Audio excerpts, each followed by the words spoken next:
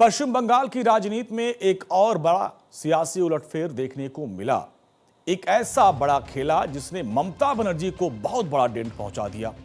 दरअसल जिस मदन मित्रा को ममता बनर्जी ने पार्टी का महासचिव बनाया, विधानसभा का चीफ व्हिप बनाया, हर संकट में सबसे भरोसेमंद साथी माना, अब वही बागी खेमे के साथ खड़े हुए नजर आ रहे हैं। सवाल सिर्फ एक नेता के इस्तीफे का नहीं है, सवाल यह है कि क्या टीएमसी अब अंदर से ही टूट रही है? क्या ममता बनर्जी की राजनीतिक पकड़ कमजोर पड़ रही है? और क्या बंगाल की राजनीति में सत्ता का नया समीकरण बन रहा है?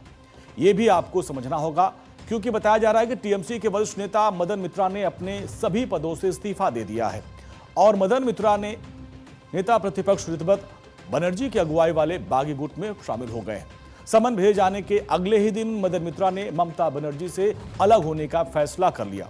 वर्तमान में मदन मित्रा उत्तर 24 परगना जिले के कमरहट्टी विधानसभा सीट से विधायक है। मदन मित्रा टीएमसी के महासचिव और विधानसभा में मुख्य सचेतक भी रहे हैं। इसके साथ ही ममता सरकार में खेल और परिवहन जैसे महत्वपूर्ण मंत्रालय में कैबिनेट मंत्री भी रहे हैं। वजह यह है कि ममता बनर्जी के टीएमसी पार्टी में हम पूरा से पूरा दम लगाकर काम कर नहीं पा रहा था और मेरा जितना सारे कमिटीज हैं हम पदत्याग छोड़ दिया और जितना दिन जा रहे हैं ममता बनर्जी को सहयोगी लोग उसको छोड़ रहे हैं। इसका कारण है ये लोग पार्टी करने नहीं चाहते हैं। ये लोग खाली अभिषेक को रखवाल करने के लिए इसको लड़ाई चलाना चाहते हैं। मदन मित्रा का यह फैसला ऐसे समय आया जब ईडी ने नगर निगम भर्ती घोटाले में उनकी पत्नी, उनके 2 बेटों को समन भेजा और समन के अगले ही दिन मदन मित्रा ने पार्टी के सभी अहम पद को छोड़ दिया। हालांकि उन्होंने कहा कि ईडी की कार्रवाई और उनके फैसले का कोई संबंध नहीं है, लेकिन सियासी गलियारों में इस टाइमिंग पर भी चर्चा हो रही है।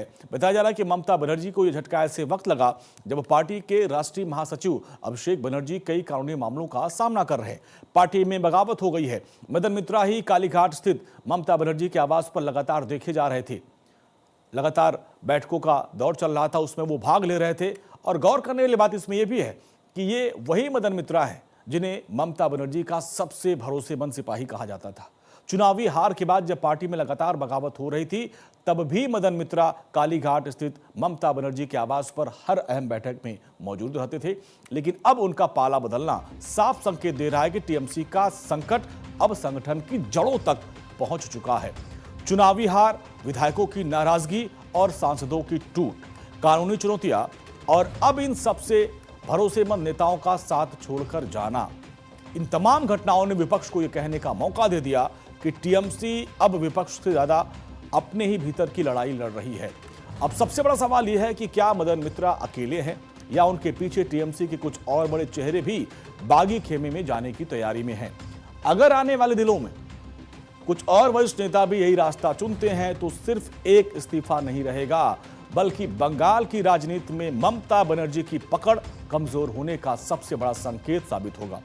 बंगाल की राजनीति अब उस मोड़ पर आ गई है जहां लड़ाई सिर्फ सत्ता की नहीं बल्कि संगठन बचाने की भी है। आने वाले दिनों में यह तय होगा कि ममता बनर्जी इस बगावत को रोक पाती हैं या फिर टीएमसी के भीतर शुरू हुई दरार चौड़ी होती चली जाएगी।